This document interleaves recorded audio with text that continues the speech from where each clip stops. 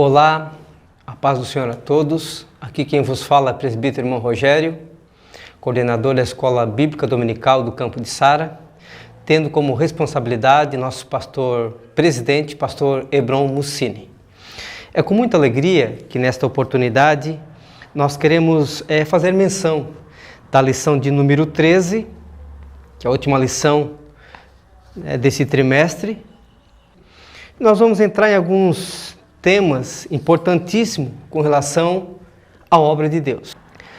O nosso tema desta lição de número 13 vai tratar sobre Abraão, a família de Abraão, né?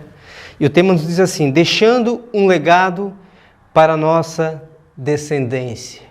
Tema muito importante. Eu estava meditando nesta lição, estudando, e alguns pontos, algumas linhas de conhecimento pelo próprio Abraão, nós vamos entender que não é de balde, né? Ou seja, não é por acaso que este homem foi considerado pai na fé. Porque existe algo extraordinário na vida de Abraão. E nós vamos entender isso pela palavra de Deus. Mas um dos pontos principais que eu já quero destacar aqui é quando Deus chama Abraão. Abraão é de uma família pobre. Abraão é de uma cidade de Ur dos Caldeus.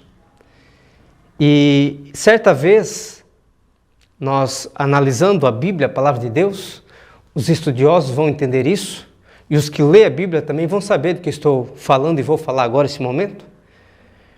É que Abraão, ele sai para a rua preocupado com o sustento da sua casa. Na época, a cidade de Ur dos Caldeus e as demais cidades adjacentes, elas estavam passando por situações financeiras terríveis. E Abraão preocupado. Abraão, até porque era o filho mais velho, começa a criar dentro dele uma preocupação. O que eu estou fazendo aqui? Por que estou aqui? E certa vez ele sai de dentro da sua casa, de dentro da sua tenda, e vai para a rua. E do nada, ele olha para o céu e brada uma voz dizendo: Abraão, sai da terra, ou sai da casa dos teus pais, e vai para uma terra que eu te mostrarei. E aqui é que eu me apaixono pela palavra de Deus e pela fé desse homem. Porque a Bíblia diz que ele saiu sem saber para onde ia. Mas ele não saiu por acaso. Ele saiu porque ele entendeu que foi a voz de Deus falando com ele. Abraão, atemorizado, entra em sua casa. A primeira coisa que ele faz é dialogar com seu pai e com seu irmão. O irmão de Abraão ficou furioso. O irmão de Abraão diz assim: tu és doido, tu sair da casa do pai, tu é um dos filhos mais velhos, e tu me diz agora que Deus apareceu para ti, e tu vai para um lugar que tu nem sabe para onde vai.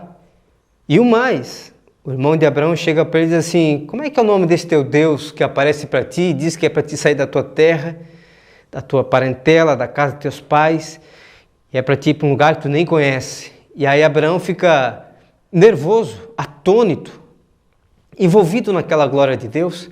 Ele responde para o seu irmão: olha, o nome desse Deus eu não sei. E o irmão de Abraão dá gargalhada, dizendo assim: tu nem sabe o nome do teu Deus. Mas Abraão, com toda a convicção, no seu coração, na sua mente, ele diz: o nome do meu Deus eu não sei, mas eu só sei que ele falou comigo. E quando Deus fala com um homem, quando Deus fala com uma mulher, quando Deus fala com uma criança, com um adolescente, com um jovem, a voz de Deus fica dentro de nós. E foi exatamente isso que Abraão fez. Abraão sai da casa de seus pais e vai para um lugar que ele não sabia para onde ir. O pai de Abraão ficou preocupado e dizendo: meu filho, tu és o filho mais velho, tudo que eu tenho vai ser para ti.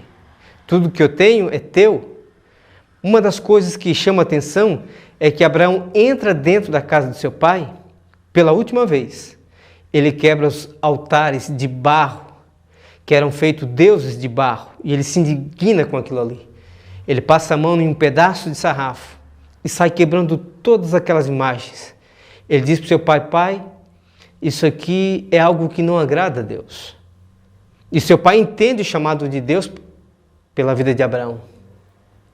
E seu pai abaixa a cabeça. E Abraão segue seu caminho.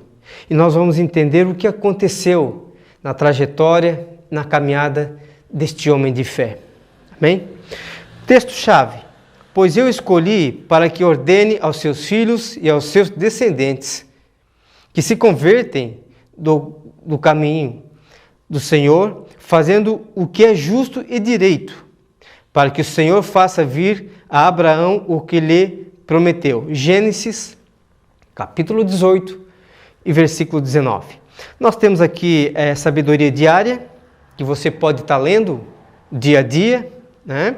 Por exemplo, segunda-feira tem o Salmos 90, verso 12, aprendendo a contar os dias. Terça-feira temos outra lição bíblica.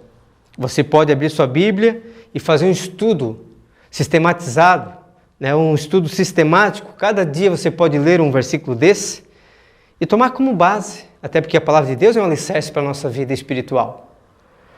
Terça-feira, Tiago 4 e 14. Somos como neblina. O que é como neblina? Algo que aparece e logo desaparece. Pense nisso, reflita nisso. Quarta-feira, Eclesiastes 7 e 2. Pense sobre a morte.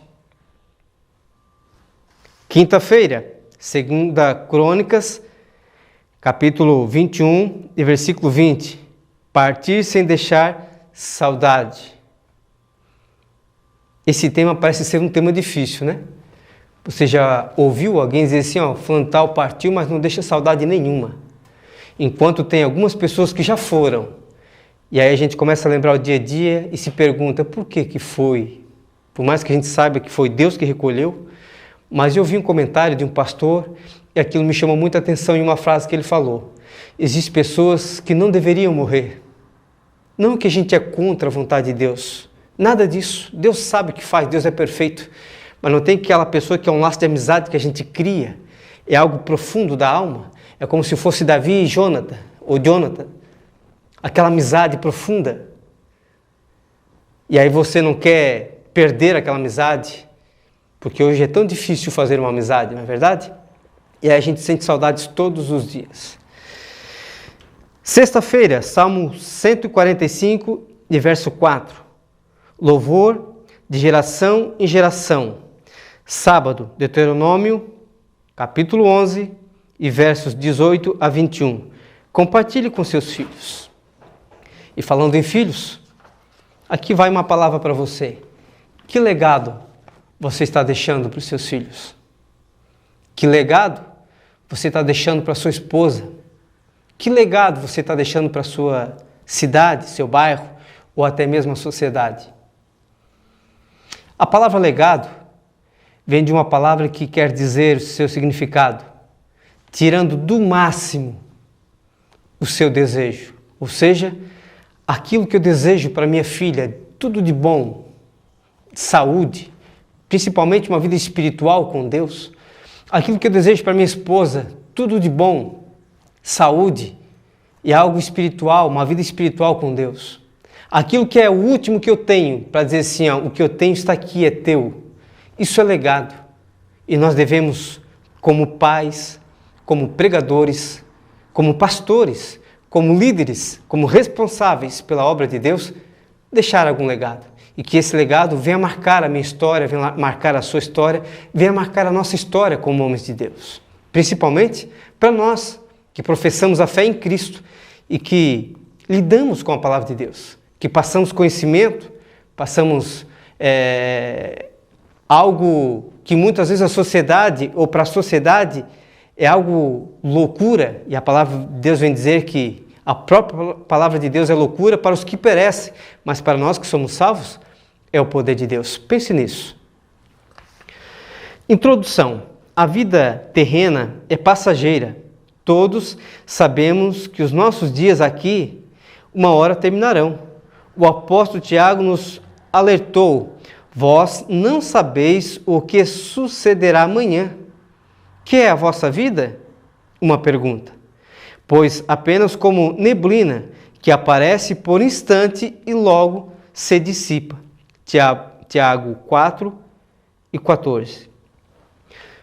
O que muitas vezes me deixa preocupado é que existem pessoas que acham que tudo que ele tem está aqui na terra e tudo que ele faz vai durar para sempre.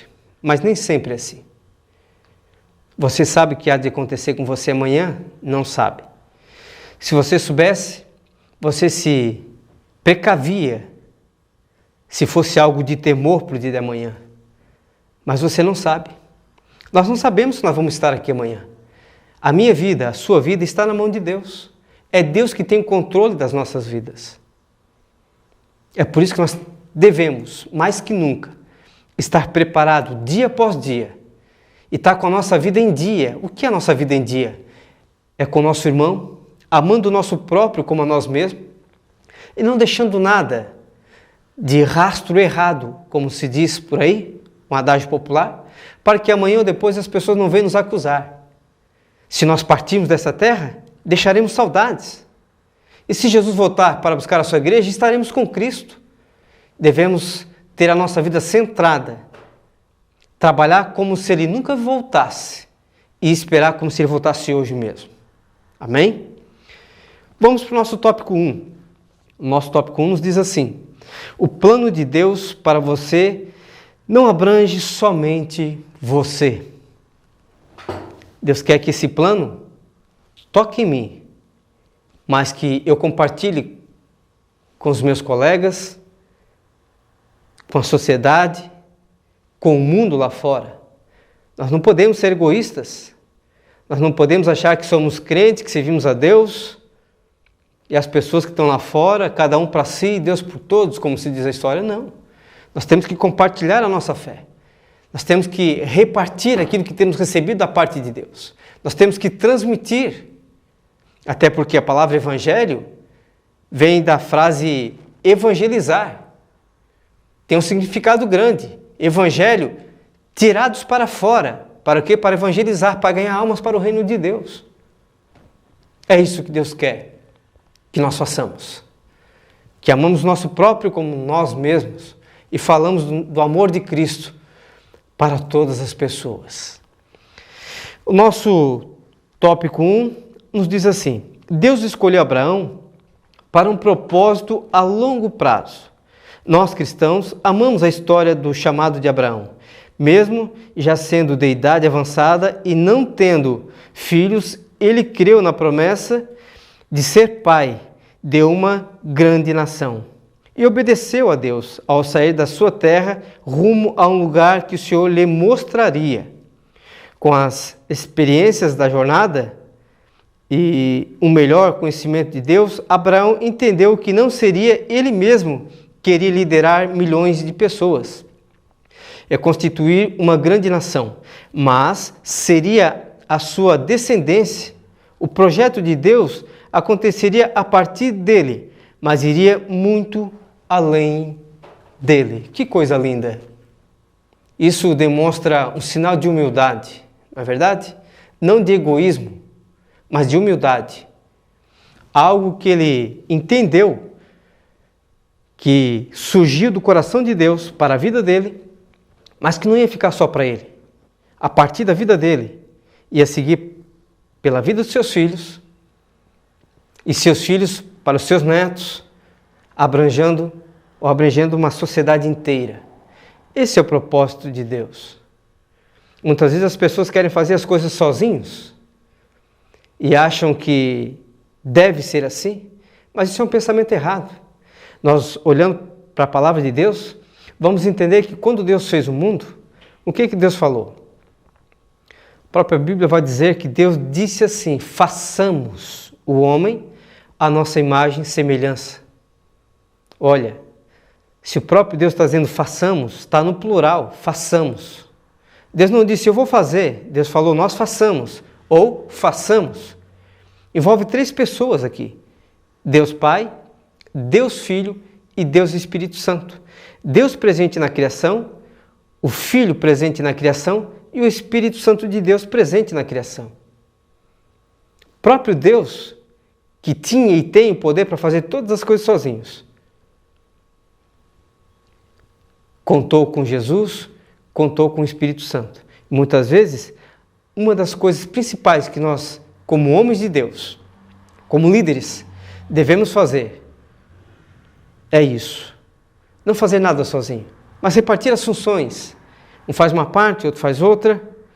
E nós vamos entender que o próprio Deus, a palavra de Deus nos diz que Deus, Ele constituiu pastores, evangelistas, mestres, doutores, para o quê?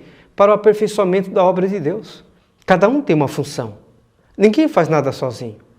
Alguns pregam itinerante, ou são pastores, têm o chamado de Deus para pastorear uma igreja, outros não têm o chamado de Deus para pastorear a igreja. Outros têm o chamado de Deus para um outro ministério específico, como o dom de curas. Nem todo mundo tem um ministério 100% agregado, todos os dons espirituais. Mas cada um tem uma função. Um faz uma coisa, outro faz outra. Um prega, o outro evangeliza, um visita. E assim o reino de Deus vai expandindo. É assim que nós devemos fazer. Devemos distribuir as funções. Muitas vezes repartir com o nosso irmão, com o nosso colega de púlpito. Não é verdade? Para que o reino de Deus venha crescer. Através de mim, através de você, através da nossa família, através dos nossos filhos. Amém? Do mesmo tópico 1, o ponto 2. Ensine seu filho a se conservar nos caminhos do Senhor. Por mais que o chamado deste patriarca fosse para a constituição de uma nação ou de uma grande nação, a ordenança de Deus era bem clara, pois eu o escolhi para que ordene aos seus filhos e aos seus descendentes que se convertem do caminho ou no caminho do Senhor. Seu papel principal era ensinar seu filho a amar a Deus e obedecer a seu ensinamento. O pai da fé não precisava elaborar estratégias mirabolantes de como ensinar sua fé aos bisnetos e tataranetos. Ele deveria desempenhar uma excelente função para que o seu filho permanecesse no mesmo caminho. Vale a pena destacar que o caminho e o ensino proprietário dessa transmissão geracional era sobre a vida com Deus. O foco não deveria ser em transmitir habilidade, cargo, ofícios ou qualquer outro saber, mas a conhecer o Eterno e andar em obediência. Essa palavra é profunda. Dias atrás eu estava estudando a palavra de Deus em um aspecto do assunto e lembrando-me de uma coisa. Estamos vivendo em uma sociedade que nos preocupa muito. A minha maior preocupação nessa geração que estamos vivendo é que parece que os nossos filhos pouco se importam em buscar a Deus. Parece que as coisas estão se encaminhando para algo de forma fácil, de um algo individual, individualismo. Pessoas que acham que do jeito que fazem está bom, pessoas que pensam que não dependem mais de Deus. E algumas vezes eu estou na igreja, nós como pregadores de Deus, como ensinadores, como líderes, me preocupa. Porque existem pessoas que vêm na terça, mas não vêm na quinta, mas não vêm no sábado, mas no domingo está na igreja. Alguém que acha que por estar só uma vez na igreja está bom. Outra pessoa ou outras pessoas acham que por colocar uma roupa mais bonita no domingo, isso vai entrar no culto, vai entrar na igreja, até porque é bom salientar que culto é uma coisa e igreja é outra. Existem pessoas que entram na igreja, o culto começou, mas ele não está no culto, ele está dentro da igreja, porque ele quer se apresentar para o irmão do lado, para a irmã do lado, quer mostrar o seu terno, quer mostrar a sua gravata, quer mostrar o seu sapato, quer mostrar a sua roupa. Está dentro da igreja, mas e o culto, que é um culto racional? O que estamos mostrando, o que estamos apresentando para Deus? A minha preocupação com essa geração é essa. O que estamos ensinando aos nossos filhos?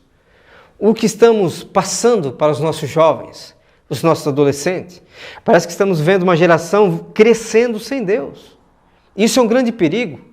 Muitas vezes não queremos chamar a atenção, porque se chamarmos a atenção vamos passar e ser taxados como quadrado. Mas não é isso que a Bíblia nos ensina. A Bíblia nos ensina que nós, como pai, temos responsabilidade sobre os nossos filhos e devemos passar tal conhecimento da Bíblia aos nossos filhos, para que eles não venham a errar o caminho lá na frente. Você já sentou para conversar com seu filho a respeito da sua fé cristã? Ah, mas meu filho é crente.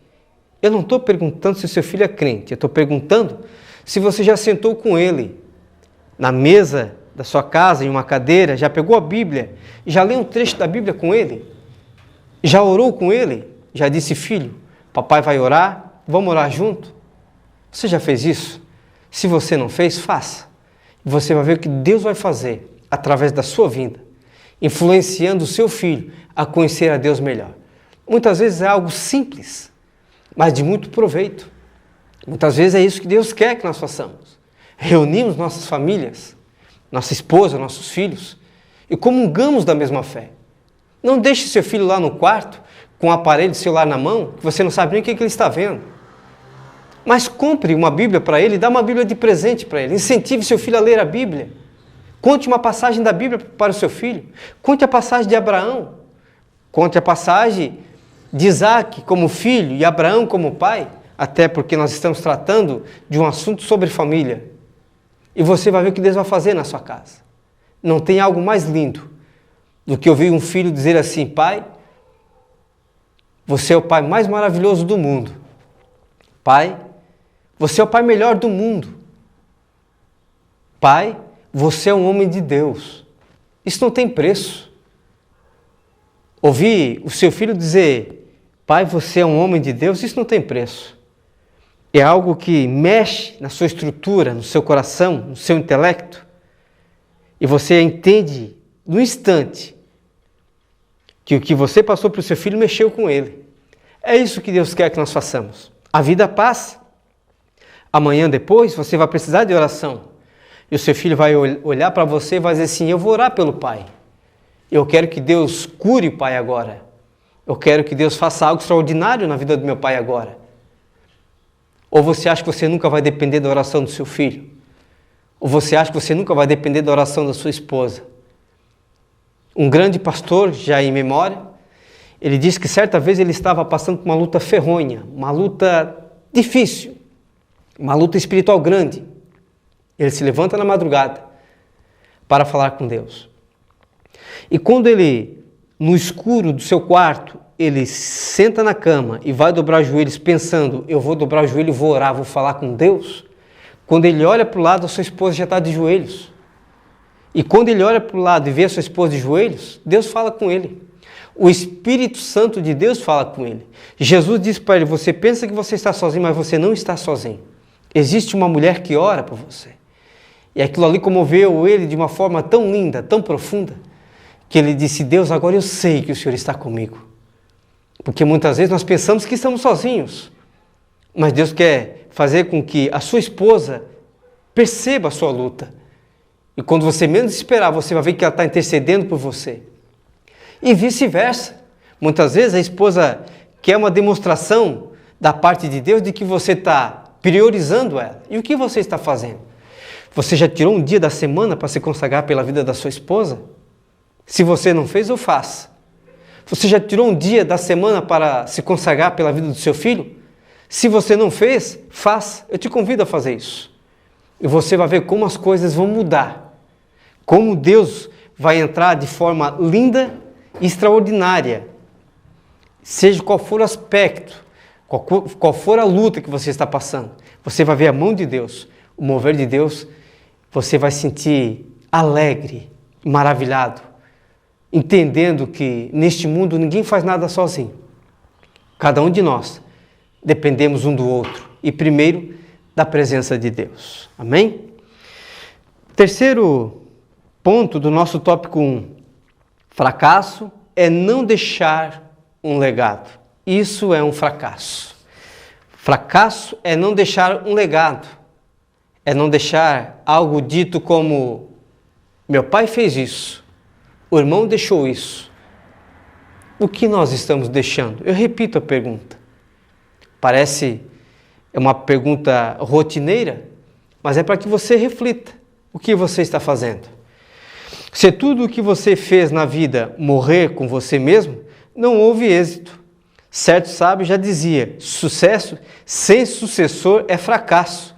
Se Isaac não tivesse dado continuidade ao chamado de Abraão, e Jacó ao de Isaac, e assim sucessivamente, jamais hoje estaríamos falando de Abraão.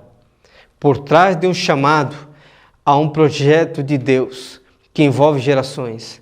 Assim como foi com esse patriarca, deve ser com cada um de nós. Deus deseja ver a nossa descendência dando continuidade ao projeto que Ele nos entregou. Muitos progenitores se esforçavam para deixar aos filhos riqueza, terrenas que logo podem ser perdidas. Todavia, a pessoa sábia implantará no coração da prole os princípios eternos. É isso que nós devemos fazer. Plante no seu coração, no coração da sua esposa, no coração dos seus filhos, algo que venha mexer com o coração de Deus.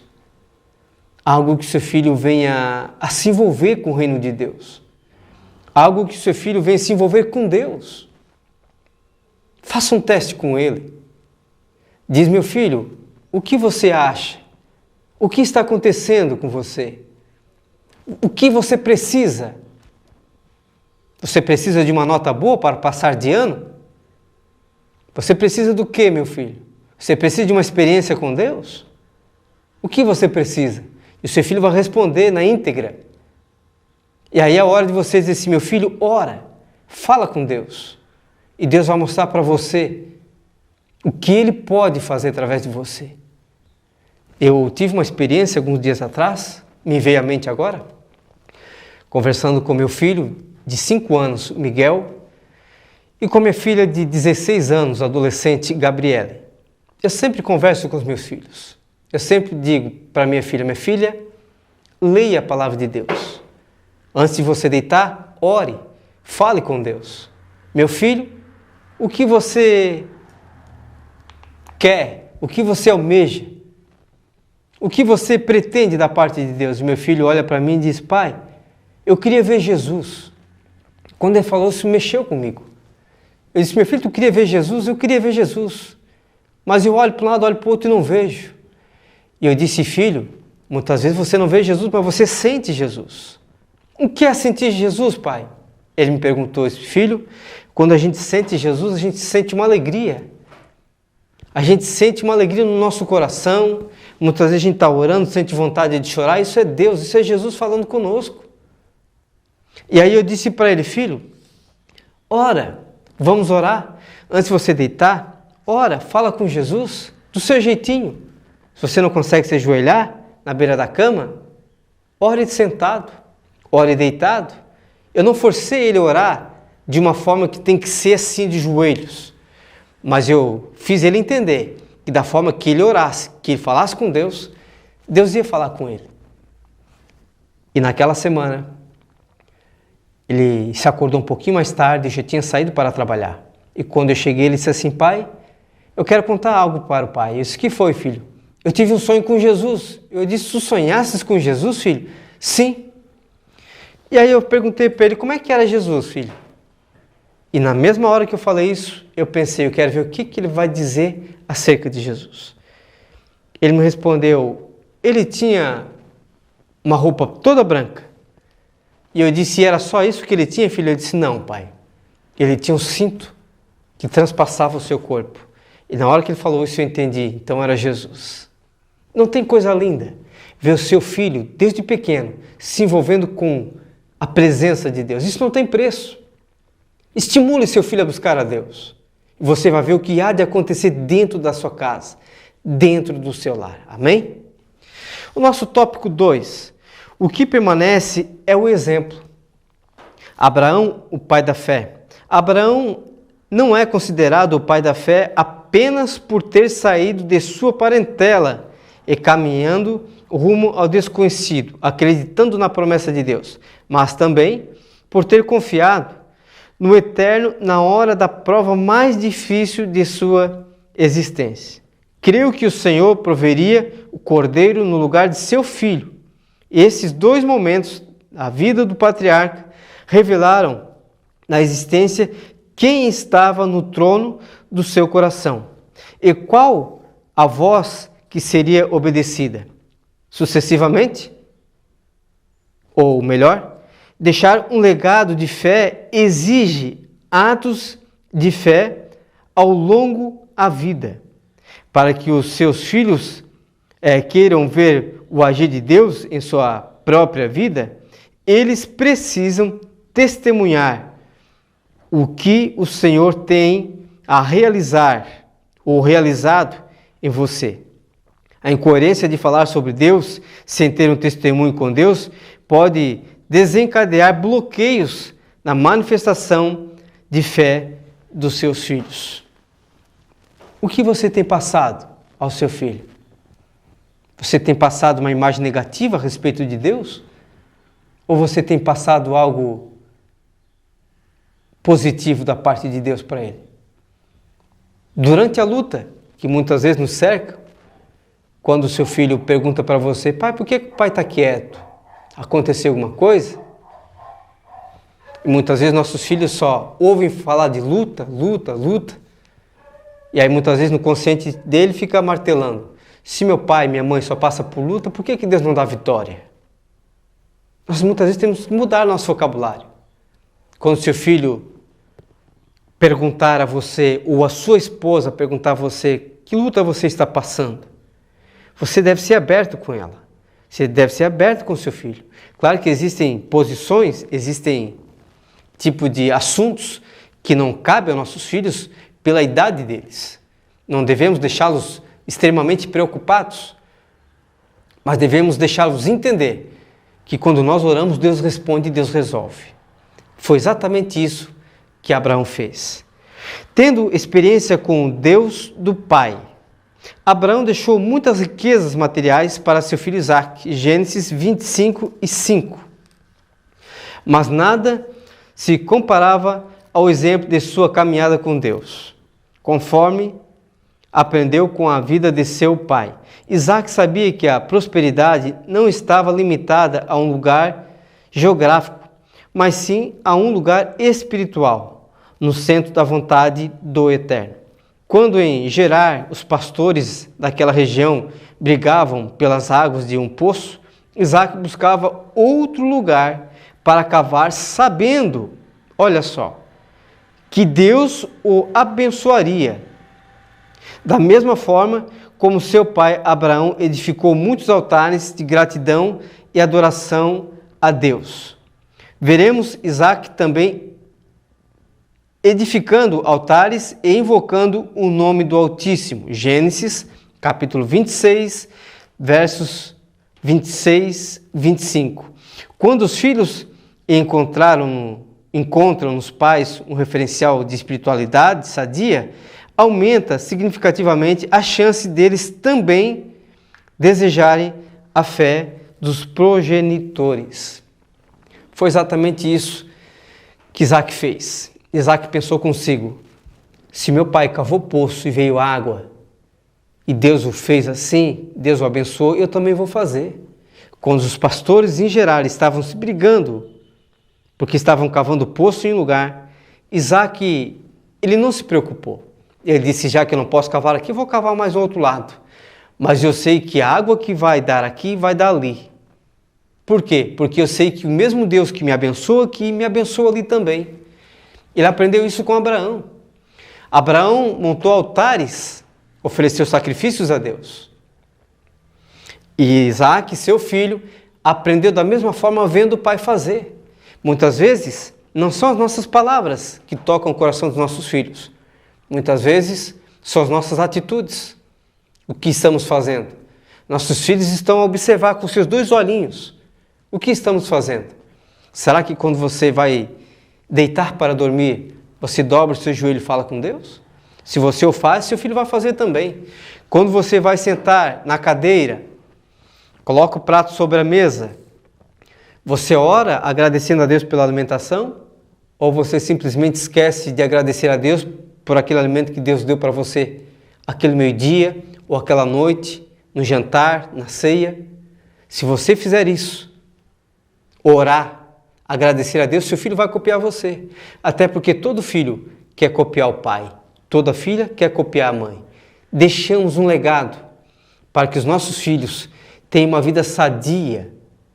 E segundo a psicologia, uma pessoa que tem, além do ser humano, algo em que se apegar, em uma força espiritual que vem de Deus principalmente, ele é uma pessoa mais sadia. A psicologia, eu estava lendo uma matéria alguns dias atrás, a psicologia vem nos dizer que quem conversa sozinho, muitas vezes não é porque ele é louco, é porque ele coloca suas emoções para fora. E nós entendemos que para o ímpio, quando ele conversa sozinho, alguma coisa errada tem. Mas para nós cristãos, quando nós conversamos sozinhos, nós não estamos conversando sozinhos, nós estamos conversando com Deus. E quando nós falamos com Deus, Deus nos ouve. Amém? Vamos em frente. Ponto 2 do nosso tópico 2 e o 3. A força do legado. Quando olhamos a vida dos patriarcas, não vemos, melhor dizendo, nenhum ser perfeito. Todos eles erraram. E não foram poucos momentos onde tomaram decisões equivocadas. Por outro lado, eles acertaram no primordial. Levaram seus filhos a conhecerem o seu Deus. A fé de Abraão influenciou Isaac a confiar no Senhor e desfrutar do cuidado divino. A vivência de Isaac com Deus fez Jacó desejar ardentemente ser participante daquela bênção. Agiu irresponsavelmente e pagou um alto preço, mas também obteve um conhecimento empírico do Deus do seu pai e compartilhou com seus filhos que descenderam o cumprimento da promessa, se tornando uma grande nação. É isso que devemos deixar para os nossos filhos. A força do legado. A ponto de nossos filhos dizer assim: esse é o Deus que eu quero seguir. Esse é o Deus do meu pai. Eu lembro-me agora da história de um grande pregador chamado D.L. Moody, na cidade de Chicago, nos Estados Unidos da América.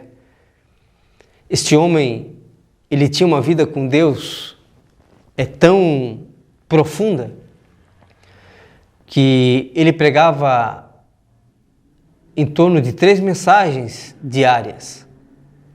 E certa vez, o tempo passando, a idade já estava avançada, ele foi ao médico. E quando ele chegou ao médico, o médico disse: D.L., você precisa parar de pregar. Seu coração está fraco, você tem que achar um outro substituto para colocar no seu lugar. E ele disse: não, eu vou pregar mais um pouco. E ele continuou a sua jornada. E aí o médico perguntou para ele novamente: D.L., quantas vezes você está pregando ou ministrando por dia? E ele respondeu ao médico: olha, eram 3 ministrações ao dia, agora estamos passando para 7 ministrações por dia. O médico olhou para D.L. assustado e disse: eu já te falei, se tu não parar, tu não vai aguentar, tu vai morrer. E aí ele fica em silêncio, conversando com Deus em espírito. Ele sai dali e se encontra com seu filho.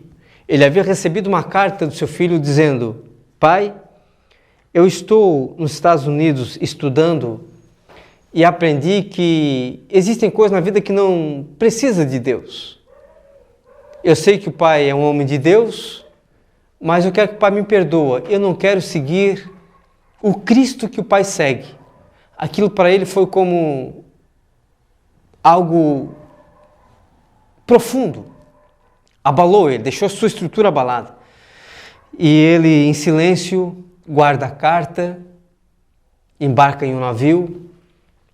E quando ele está embarcado num navio, em uma viagem, começa a dar alguns panes no navio. E ele havia colocado na sua mente: se eu tenho pregado e agora ouço isso do meu filho, dizendo que ele não quer seguir a Cristo, não quer professar a mesma fé que eu professo com Deus, eu acho que chegou a hora de parar. E aí, quando ele pensa em parar, para surpresa dele, o filho dele está dentro daquele navio. E quando eles estão em alto mar, o navio começa a dar pane no motor. As águas que jogavam, a bomba que jogava as águas do navio para fora, para o mar, falhou. E o navio começou a encher de água. E quando o navio começou a encher de água, as pessoas, os tripulantes começaram a sair gritando no corredor: ajudem, quem puder ajudar, ajudem, pega um balde, tira água de dentro do navio, o navio está naufragando, vamos afundar, vamos morrer todos. E para surpresa de DL, quando ele está no corredor, ele se encontra com o filho dele já era um adulto, estava estudando. E aí o filho dele olha para ele e diz assim: pai, e agora? O que o pai vai fazer? E ele disse: eu vou orar. Ele sobe na sala onde ele estava, no navio, no quarto, dobra os seus joelhos e conversa com Deus. E quando ele conversa com Deus, o Espírito Santo de Deus fala com ele dizendo: DL, se tu parar de pregar, eu afundo este navio e morre todo mundo. Mas se tu continuar a pregação do Evangelho, eu salvo este navio e salvo todas as pessoas. Ele se levanta dali. Quando ele vai para o corredor, ele se encontra com seu filho novamente, seu filho envolvido em tirar água de dentro do navio. E aí seu filho pergunta a DL: o pai orou? E DL responde: sim, filho, eu orei. E aí seu filho, de uma forma como irônica, diz assim: mas parece que não adiantou a oração do pai, porque o navio está naufragando e as pessoas estão gritando, pedindo socorro. Aí DL responde para seu filho: filho, a oração do pai, Deus ouviu. E Deus vai reverter esse quadro. E quando ele diz: Deus, a partir de agora, eu quero tomar a decisão de pregar o Evangelho até o dia da minha morte ou o dia da tua vinda. Quando ele fala isso, as bombas do motor começam a funcionar. E aí o navio começa a botar aquela água para fora. As bombas funcionando, jogam a água para fora e o navio pega a sua rota normal. Quando eles descem do navio, o filho de DL abraça o pai. DL muda e diz: pai, a partir de hoje, eu quero seguir o Deus que o pai segue. Sabe por quê? Porque ele deixou um legado. E tudo isso eu sei e creio que foi a permissão de Deus. O filho dele viu Deus operar através do pai. E é isso que Deus quer fazer comigo e com você. Muitas vezes, o navio pode ser nossa caminhada do dia a dia. Muitas vezes, parece que tudo está afundando, não é verdade? Os problemas da vida, no emprego, problemas espirituais, lutas espirituais, problemas financeiros, problemas até mesmo na área da saúde, parece que tudo está naufragando. Mas eu quero dizer para você, ore, não desista, levanta a cabeça, porque Deus tem um propósito em tudo isso. Eu sempre digo uma coisa: para a salvação de pessoas, Deus não faz acepção com ninguém, mas para ministério, Deus escolhe a dedo. Se Deus disse para você: é você que eu quero, não adianta você se esconder. Aonde você for, a mão de Deus vai estar guiando você. E muitas vezes as coisas não estão dando certo para você, sabe por quê? Porque Deus quer que você entre no propósito e que você deixe um legado. Tome isso como mensagem de Deus para você. Eu tenho certeza que eu estou falando aqui, o Espírito Santo de Deus está falando ao seu coração. Creia nisso. Te coloca de pé. Não temas, assim diz o Senhor. Mas ser forte e corajoso. Amém? Continuamos. Filhos que não sucumbem nas provações. Dias difíceis, todos enfrentarão. Aflições e angústias, padecemos na caminhada da vida, mas quando as vivências com a graça de Deus se fazem presente no lar, os filhos têm recursos na alma para vencer as adversidades. E muitas vezes não são poucas as adversidades que sobrevêm sobre nós. Mas quando nós confiamos em Cristo, tudo dá certo. As experiências que Isaac presenciou juntamente com seu pai, lhe foram intensamente úteis quando Abraão partiu a confiar plenamente em Deus, que deram segurança para não desanimar, assim como sabedoria para evitar conflitos desnecessários. Olha, uma das maiores provas que Abraão passou foi quando Deus olha para Abraão e pede seu filho Isaque. Existem situações nas nossas vidas que Deus nos leva ao limite. Quando você tem o chamado de Deus, repito o que já falei, quando Deus tem o chamado de Deus para a sua vida, você pode ter certeza de uma coisa, você vai chegar no limite, mas não tenha medo, porque é no limite que Deus vai mostrar o seu poder a você. Você lembra de Moisés, quando Deus pede para Moisés tirar o povo do Egito? Moisés ficou 40 anos no Egito, estudou astronomia, geografia. Moisés conhecia o Egito como a palma da sua mão. E quando Deus diz, Moisés, eu quero te usar para tirar o meu povo da terra do Egito, primeiro, Moisés não quis. Uma das lições que eu aprendo aqui é que quando Deus chama uma pessoa, nem todo mundo que Deus chama, ele se prontifica na hora. Todos os profetas, e lendo a Bíblia de Gênesis e Apocalipse, eu não vi ninguém que Deus chamou a primeira vez e ele largou tudo e saiu correndo. Não vi ninguém. Mas vi pessoas que quando Deus chamou, a princípio eles não queriam. Não é por outra coisa, é porque sentiram o peso da responsabilidade. Moisés foi um. Moisés não quis. É quando Moisés diz assim, eu conheço um pouco da história, da geografia do Egito, então eu vou fazer o seguinte, eu vou guiar o povo. Eu vou ir por aqui, tal hora do dia a maré vai baixar, nós vamos atravessar o mar, vai dar tudo certo. Só que você vê como Deus é perfeito e santo. Moisés começa a guiar o povo e Deus diz a Moisés, Moisés, aonde a nuvem andar, tu vai andar. Aonde o fogo passar, tu vai passar. À noite Deus mandava uma coluna de fogo, porque era muito frio. Abaixo de zero, era um frio intenso. E Deus à noite guiava uma coluna de fogo. E durante o dia, sobre uma nuvem que parava sobre o deserto, porque a terra, a areia, era muito quente devido ao sol causticante. E Deus cobria com uma nuvem, para que eles não viessem ter problemas na caminhada. E aí parece que eu vejo, como se fosse hoje, Moisés dizendo, eu vou ir por aqui. E Deus, não, Moisés, não é por aí, é por aqui. Aonde a nuvem ia, Moisés ia. E muitas vezes à noite Moisés talvez pensava consigo, eu vou pegar esse caminho, mas a coluna de fogo ia para a direita. E Moisés começou a ficar pensando, mas o caminho é por aqui, mas eu tenho que seguir à direita, porque Deus falou que eu tenho que seguir a nuvem durante o dia e o fogo, a coluna de fogo durante a noite. Quando Moisés já se vê numa situação que não tem mais jeito, ele para perante o Mar Vermelho. E o povo de Israel começa a dizer, Moisés, e agora o que tu vai fazer com nós? Estamos em perigo? Estamos em frente ao Mar Vermelho? Não temos como atravessar? Para a esquerda, para a direita não podemos ir? E para trás não podemos voltar, porque Faraó vem com seus milhares de cavaleiros atrás de nós, seguindo e perseguindo para nos matar. O que tu vai fazer com nós agora, Moisés? Foi o limite. E aí Moisés levanta a cabeça para cima e diz, Deus, e agora? E Deus responde a Moisés, o que tens na mão, Moisés? Uma vara, um cajado. E Deus, Moisés, pega o cajado, pega a vara, toca nas águas, Moisés. Moisés toca o cajado nas águas, o mar se abre. Chegou no limite. Abraão não foi diferente. Abraão esperou de Deus uma promessa. Sara com 99 anos de idade.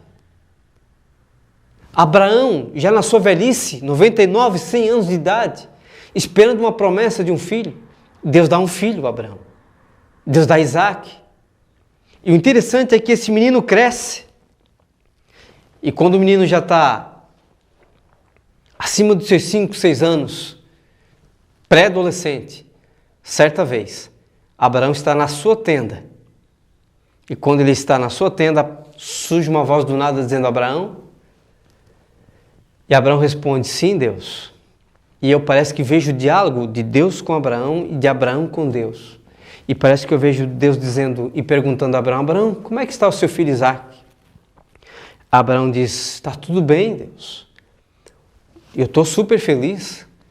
Era o filho que eu esperava. E o Senhor nos deu esse filho. Eu estou maravilhado com a vida de Isaque. E parece que eu vejo Deus perguntando: e a sua esposa Sara, como é que ela está? E Abraão responde: Sara também está feliz da vida. Daqui a pouquinho surge uma questão de segundos, um silêncio. E aí Deus pergunta a Abraão e fala a Abraão, dizendo: Abraão, pega o teu filho, Isaque, e oferece em sacrifício para mim.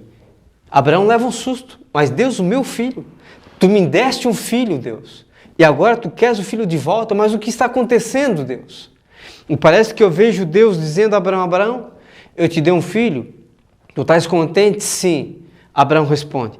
E aí Deus olha para Abraão, conversa com ele, e Abraão diz assim: Deus, mas meu filho é teu. E quando ele diz isso, Deus responde a ele: tu falaste que o teu filho é meu? Se é meu, então tu faz aquilo que eu te pedi, Abraão. Sobe e oferece Isaque para mim.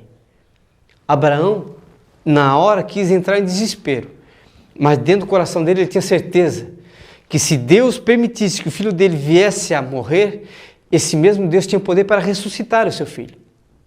Abraão entra para a tenda, fica em silêncio, e aqui nós aprendemos algo da parte de Deus muito profundo. Muitas vezes nós, como esposo, temos que ter o silêncio de Deus quando Deus fala conosco. Nem tudo, muitas vezes, a nossa esposa tem que saber na hora, principalmente quando se trata de algo espiritual na casa do Senhor. Existe um momento da gente falar, da gente conversar, existe um momento da gente se abrir, dialogar, mas existe um momento da gente ficar calado. Abraão, quando ele entra na tenda novamente, ele vê Sara, mas ele não comenta nada. Ele abaixa a cabeça, prepara seu filho Isaque, sai para a rua, corta lenhas, racha lenhas, coloca em um burrinho, coloca em cima do burrinho aquela carga e vão rumo ao Monte Moriá, sem entender nada. E a sua esposa, você que é leitor da Bíblia, vai entender que cada espaço de tempo que dava nesse período, nessa arrumação de acordar Isaque, de sair às pressas e oferecer um holocausto, Sara percebeu. E Sara pergunta ao seu esposo Abraão: o que está acontecendo? E Abraão diz: não, nada, só vou oferecer a Deus um sacrifício. E Sara começa a perceber que tem algo estranho. Ela não entende, mas ela sabe que seu marido é um homem de Deus e ela tem toda a confiança e responsabilidade sobre seu marido. Abraão pega o menino, sai da sua casa, pega seus 2 moços que trabalhavam com ele e vão oferecer o sacrifício.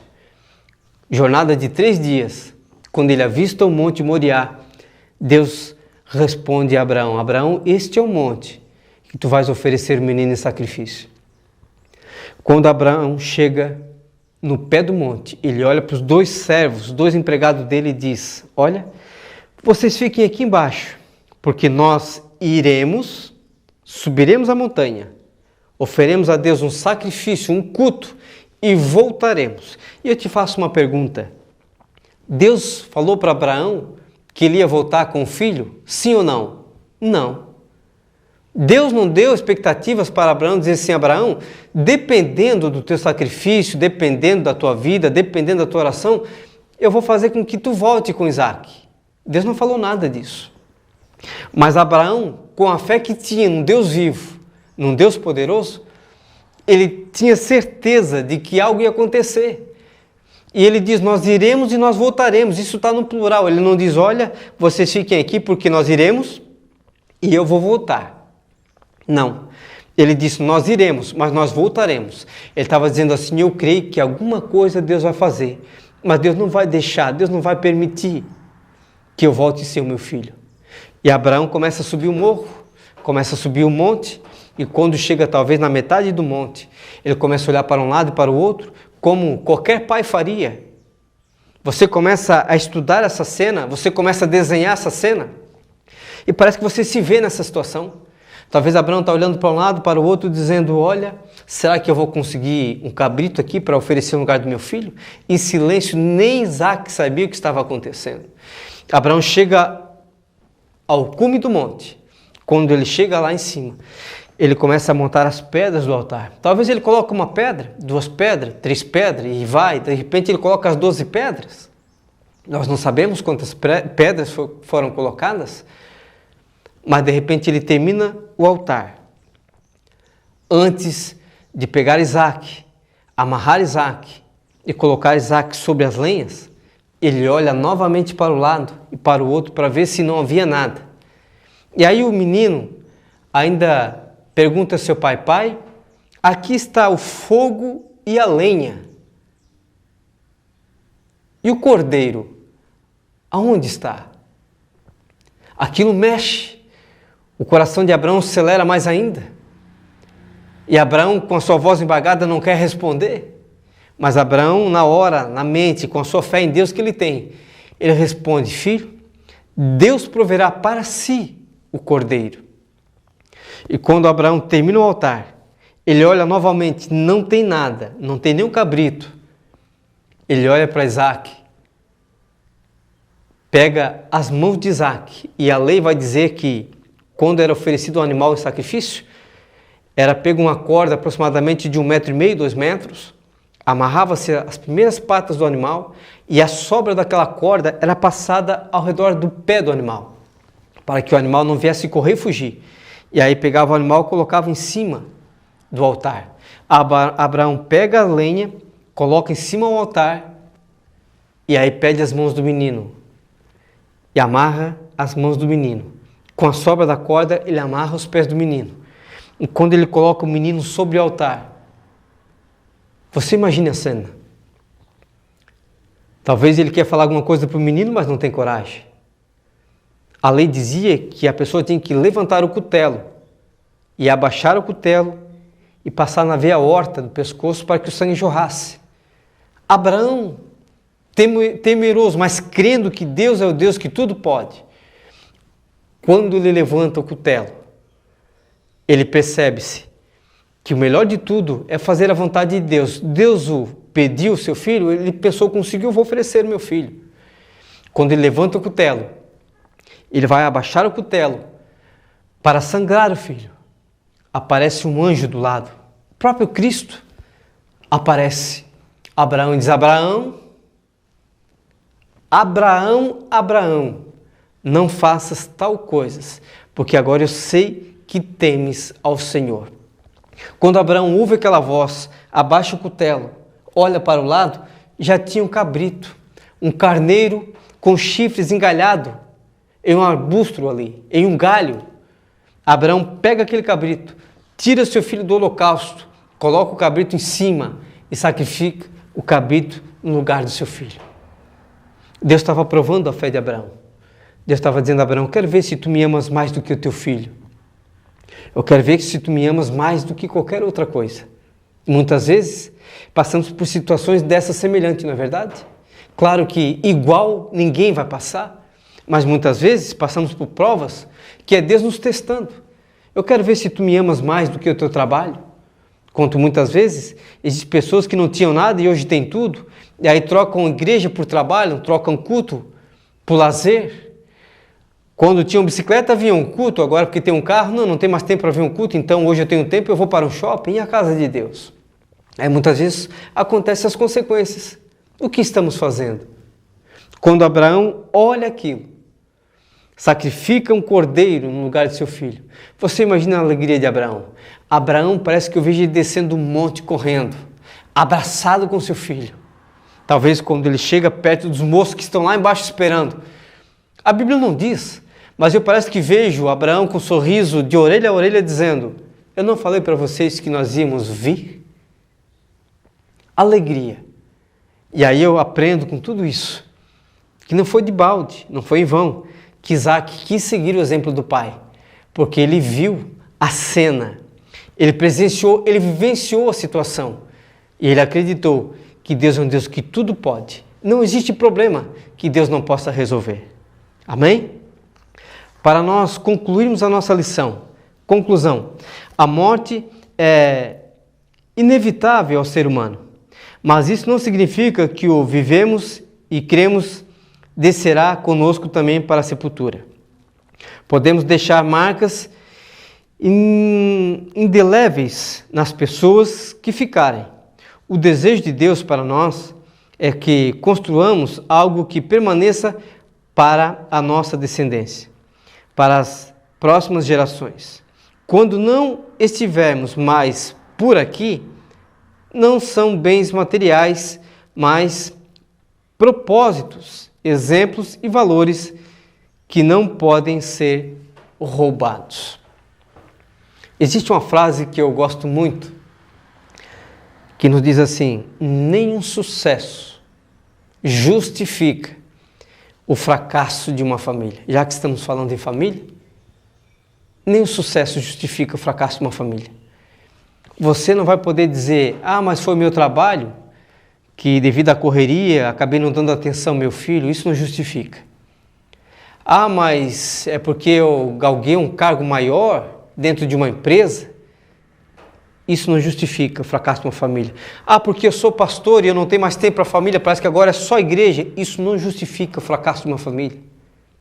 Até porque nós olhamos para a Bíblia, nós vamos entender que é Deus em primeiro lugar, depois a sua casa e depois o seu ministério. Porque quem dá ministério é Deus. E Deus não dá ministério para estragar a família de ninguém. Que Deus os abençoe. Que Deus abra a sua mente e o seu coração e que você possa entender o propósito de Deus para a sua vida. E que você, nós, possamos deixar um legado para a nossa família, para a nossa esposa, para os nossos filhos. Em que a nossa esposa, ao chegar perto de nós, possa dizer: você é um homem de Deus. Para que os nossos filhos, ao chegar perto de nós, nos abracem dizendo: você é um pai, você é um homem de Deus. Você é o pai melhor do mundo. Isso não tem preço. Não é porque você deu um presente para ele, não é porque você deu dinheiro para ele. Não, é porque ele viu em você um projeto de Deus.